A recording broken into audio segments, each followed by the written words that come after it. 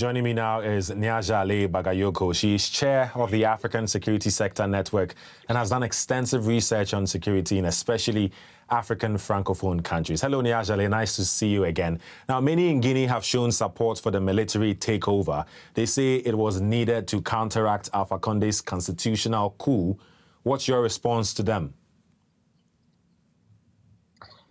This is exactly the matter at stake. In fact, we have we're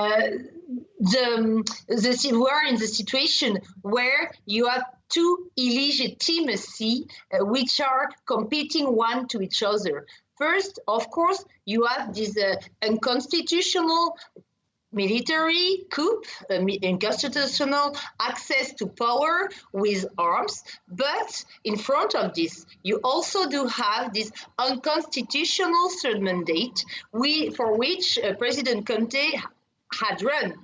So that is one of the reasons why it is very difficult for the population to consider that they are coming from a democracy to an authoritarian military regime. And this is also one of the reasons why there are not a lot of sadness nor regrets expressed to the seizure of power of the military against President Conte. Let's move on to still on the military. They've been consulting with various stakeholders. Is that a plausible start to a transition to democracy? It's very hard to say at this stage. What is, in my view, rather positive in the recent consultations and talks which just happened is the fact that all the communities of the countries have been associated to it, whilst Colonel Doumbouya is coming from the same ethnic groups as President Conte.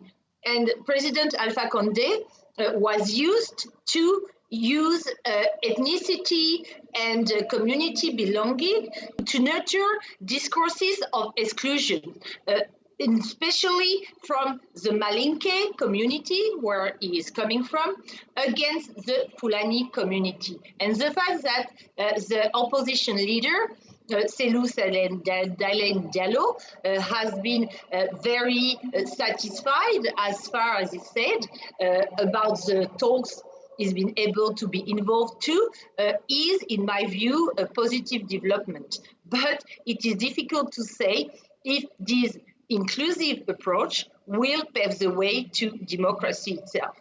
Now, as we all know, Guinea is just the latest in a series of coups in West Africa. Is democracy in crisis in the region?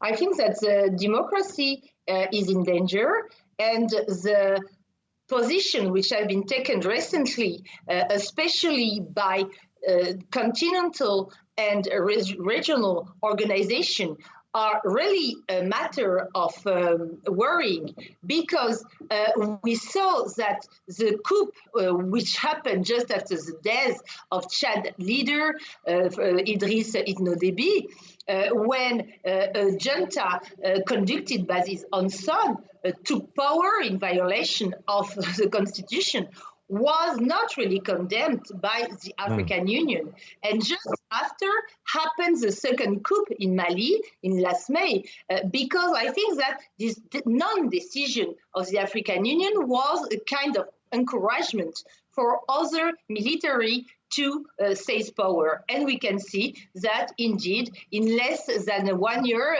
around in 8 months, this is the third coup which is happening in Central and Western Africa.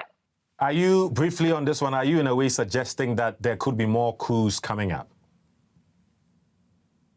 It is absolutely a possibility because there has been Also, first, there has been other leaders who have run for third terms where they were not allowed to by the initial constitutions, and also because there is also lots of dissatisfaction in a lot of countries and a lot of distrust from the populations.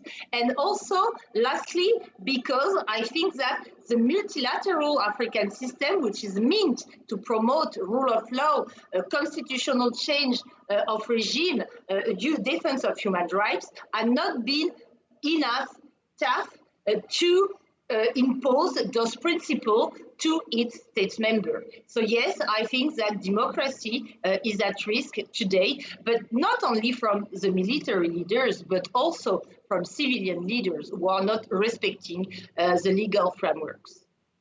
Okay. Nyajale Bagayoko, political scientist, thank you.